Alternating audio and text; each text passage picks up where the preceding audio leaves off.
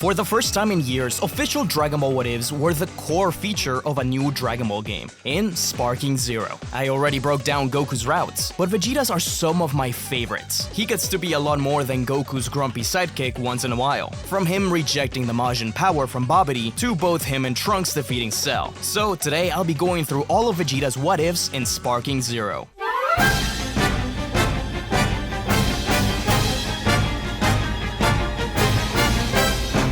We start off Vegeta's what-ifs with a really strong one.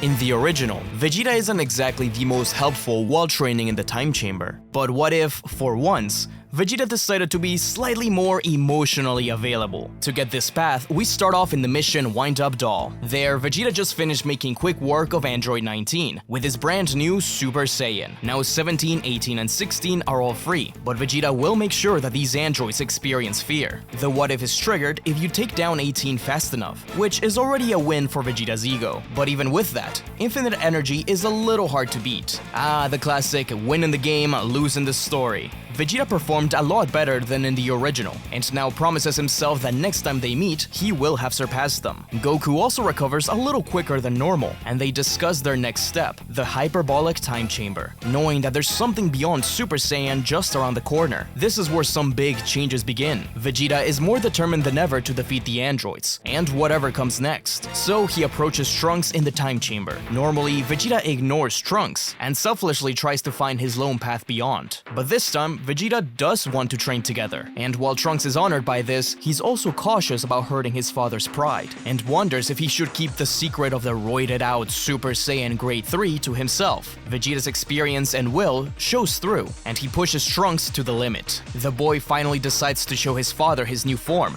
If you lose here, the timeline goes back to normal. But we're not gonna lose. Not as Super Vegeta. Trunks' Grade 3 severely hinders his movement, and Vegeta is able to take him down, teaching Trunks a lesson. The future warrior is grateful for the session, and thanks Vegeta, accidentally revealing his secret identity as Vegeta's son. But the prince isn't an idiot. He already figured it out a while back. I mean, a Saiyan with purple hair? Who else was he gonna be, Turles' son? Trunks asks his father to continue training with him, and Vegeta accepts, realizing that they've hit the wall of solo training. As Whis explains in Dragon Ball Super, Saiyans training together wield unparalleled results, which just means that Saiyans on planet Vegeta must have been really antisocial. So the father and son duo bond over their training, getting stronger and stronger. With that, they're ready to take on Cell. But just like in the original, Vegeta lets Cell absorb 18, but Trunks isn't freaking out like normal. He lets his father do it, but is a little bit more cautious than Vegeta about the fate of the world. So Android 18 becomes one with the Cell. Now you will become one with the Cell! Check out my perfect form. It's perfect! Beginning the fight between the perfect android and the Saiyan Prince, with Vegeta using mastered Super Saiyan instead of Super Vegeta. Cell is enthralled by Vegeta's power and stops the fight halfway through. It seems like Jiro must have really been into the World Tournament, because no matter the timeline, Perfect Cell always wants to hold the Cell games, which will inevitably end in his demise. In reality, Vegeta knows that there is something else he hasn't tapped into yet, and Cell wants to see it for himself. Thus, the Cell games are announced. Vegeta and Trunks enter the time chamber once more, until the day arrives. Maybe Cell didn't announce the tournament to the whole world, since Mr. Satan doesn't seem to be here and Vegeta is the first one to step up. Cell has been itching for a rematch, his Saiyan side really showing through, but the bio-android's not letting up, pushing Vegeta to the brink. Looks like the Cell games may continue for a few more rounds in the shape Vegeta is in, as he fires a blast to end the reign of the prince once and for all. But the attack never reaches Vegeta. It's instead intercepted by Trunks jumping in front of his father, receiving the blast in his place, and falling unconscious on the ground. Vegeta explodes in rage, finally awakening the next evolution for Super Saiyan, Super Saiyan Grade 5. What, you expected me to call it Super Saiyan 2? Fun fact, Goku is the one to name it that. Beforehand, it was known as Super Saiyan Grade 5. Anyways, Vegeta attacks Cell, and finishes him off with his most powerful Big Bang attack yet, not giving him a chance to breathe, let alone give birth to the Cell Juniors. But he doesn't celebrate the victory just yet. Instead, he rushes to the side of his son, holding him up and asking for a senzu bean, only to see the terrified eyes of Goku and the others. Cell has returned, even stronger than before. Cell's nuclear nucleus survived the Big Bang attack, and now his Saiyan DNA gave him an even bigger boost. But Vegeta's set on defeating him with his new Super Saiyan 2. He's going the distance, and it's anyone's guess who would win. Cell prepares his Kamehameha to destroy the world, and Vegeta responds with a final flash. But the Saiyan's energy is depleting quickly. It doesn't seem like he's going to make it, when suddenly, Trunks jumps to his father's side. The father-son final flash overwhelming the android little by little. Trunks tries to thank Vegeta for helping him get so strong, but Vegeta scoffs at him. It wasn't because of him that he made it this far, but thanks to his own efforts. And together, they finish off Cell once and for all. No!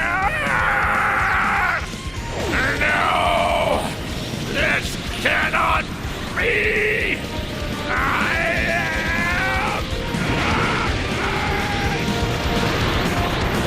The duo lay on the floor after the incredible battle, and Goku congratulates them. Trunks tells Vegeta that it's time to go home and see Bulma. Let's go home.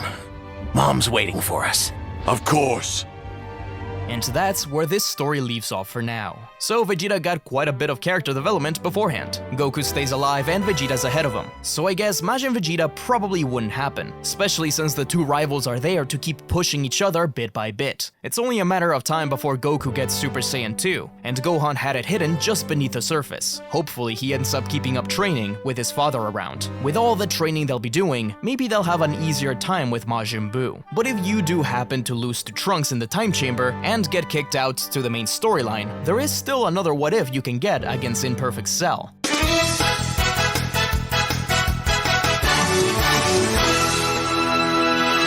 In this story, Vegeta lets his pride get the better of him, and instead of training with Trunks, he just settles with Super Vegeta. But this time, things are a little different than normal. Vegeta and Trunks make their way to Cell, but it's clear that Super Vegeta is vastly above Cell's second form, so Vegeta allows Cell to hunt down and absorb 18. Trunks tries to get in the way and stop Vegeta, but it's too late. Android 18 is absorbed. The perfect android is born, but this version of Vegeta isn't going to let a simple upgrade deter his victory. As Vegeta says, Perfectly ordinary is more like it. instead of Cell playing around with Vegeta and regenerating from the final flash like it's nothing, we, as Vegeta, have to take down Perfect Cell as fast as possible, getting a clean shot into the perfect android, and killing Perfect Cell once and for all, along with all the androids he absorbed. I guess he must have just barely missed the nucleus in the original version. Realizing that he's truly broken through the Super Saiyan barrier, Vegeta is cockier than ever, proclaiming to Goku that this is the power of Super Vegeta. But by doing so, he uses the accursed thumb pose. So he probably ate dirt right after Goku and Gohan stepped out of the time chamber. With a lot of these Cell arc what-ifs, Android 16 ends up surviving, but he's never really mentioned. But it would have been cool to have him around in the Buu saga. Since Goku is around to train with him for 7 years, I doubt Vegeta would accept the Majin Power from Babidi. Which brings us to...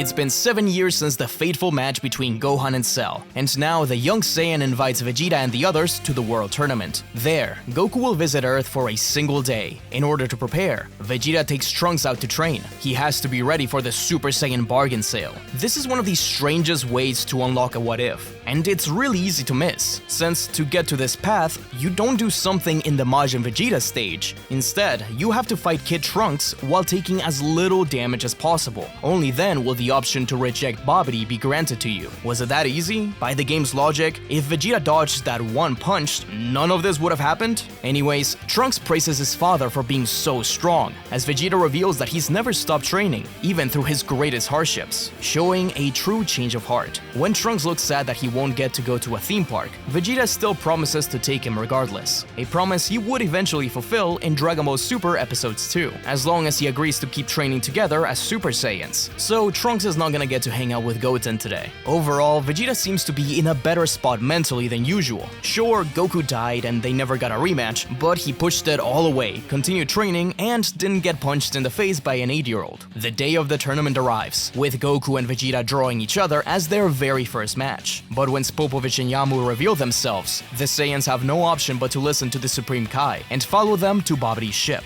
There, Vegeta gets frustrated at the Gohan vs Dabura fight, wanting to just challenge Kakarot instead. Sensing the anger in Vegeta, Babidi tries to tap into the darkness within him, whispering about the power he could finally have to face Goku. But thanks to us avoiding Trunks' punches, we get the option: take advantage of Babidi's brainwashing, or reject it to fight Kakarot with our own strength. So Vegeta thinks to himself, No, not even Kakarot's death could kill my ambition. I will not resort to this. Babidi continues to use his magic on Vegeta, and all the Saiyans can do is encourage him to fight it off. Goku is about to reach out when the prince lifts his hand up to stop him. Just who the hell do you think I am? You fool! You're dealing with the proud prince of all Saiyans! And you actually believed you could control me? It really is amazing to see Vegeta feel all of that power within him, pushed into Super Saiyan, only to spell out all that energy and manipulation, breaking away from Babidi's mind control on sheer force of will. For me, this is legitimately one of the rawest moments in the game. Like, no joke, I stood up when he powered through Babidi's mind control. I felt that. But that experience made him realize that he can't wait anymore. He doesn't need the Majin Power. What he really needs is to settle the score with Goku once and for all. Goku's training in Otherworld and Vegeta's training on Earth have all led up to this. Goku can see the burning fighting spirit within Vegeta, but Babidi isn't going to just let them play around without giving energy to Majin Buu, summoning Dabura once more. But this time, Vegeta promises to kill Babidi and his minion underlings for insulting his pride. Super Saiyan 2 Vegeta finishes off Dabura with a big bang attack, and he stops Babidi from escaping. By killing the wizard, Buu's resurrection is halted, and the universe is saved by none other than the Prince of the Saiyans. Somehow, they're able to destroy Buu's egg, which means this universe doesn't get those weird little Cybermen clones from Dragon Ball Daima. I do love Ku and Du. Krillin and Piccolo have also calmed down from being stoned. Shin thanks the prince for his good work, but he didn't do it for the universe or peace. Dabura and Babidi were just in the way of what he truly wants: the rematch with Kakarot. Although the tournament is over, Goku approaches his old friend, the announcer, who is happy to hold an exhibition match for Goku and Vegeta in front of the whole crowd. Goku reminds Vegeta that they can't go all out, so this will have to be a battle of pure skill and ability. Their friends and family cheering them on from the sidelines. The two Saiyans take their iconic battle poses. This is it, Kakarot! Today I will prove who's the strongest Saiyan warrior of all! Tell me this isn't peak Dragon Ball. No gods, not even transformations, just the two rivals going at it in front of a cheering crowd. And if it was up to me, something like this would be their final battle. Here, we get a spin of Vegeta's "You are number one" speech. But rather than coming to understand Goku's will, Vegeta reminisces on his own journey. When Goku died, the prince thought that his goal was out of reach, but he persevered, since he could still feel in his heart that they would eventually meet again. Goku can tell how strong Vegeta's gotten over the years, while the audience watches the most incredible tournament match ever, until finally, Goku is pushed out of the arena, and Vegeta is crowned the winner. Goku admits that Vegeta is the strongest one he's ever seen, finally settling the score as allies, rather than enemies, symbolized by their handshake. And so, the Z Fighters gather together to spend what little time they have left with Goku, before he returns to Otherworld. As he says goodbye, Goku drops something huge, a power he discovered while being dead: Super Saiyan 3. In Vegeta's eyes, this means that he hasn't beaten Goku just yet, but he's still not discouraged. This is just a new mountain to climb. Goku tells Vegeta that maybe he should come to Otherworld, where there's a ton of amazing fighters, but Vegeta doesn't want to die just yet. Still, he tells Goku to never stop training, since the next time they see each other, they will have to battle in Otherworld. Goku leaves with Baba, and Vegeta is left with one final thought. And I'll win then too, for I am number one. With Goku remaining dead and no old Kai freed, things are very different going into Super, Daima as well. I guess Dr. Arinsu just stood there watching as Majin Buu was defeated. Maybe Vegeta is the one who goes into the demon realm first and discovers Super Saiyan 4 somehow. Looks like they'll have to get Tarble to do the god ritual, unless Whis forces Goku back to life. Without Goku to train and let out all that pent-up energy, I could see Vegeta forcing Trunks and, by extension, Goten to train more. Maybe even Gohan, crashing his lectures to force him to fight and never taking no for an answer. Earth definitely has their hands full with Vegeta.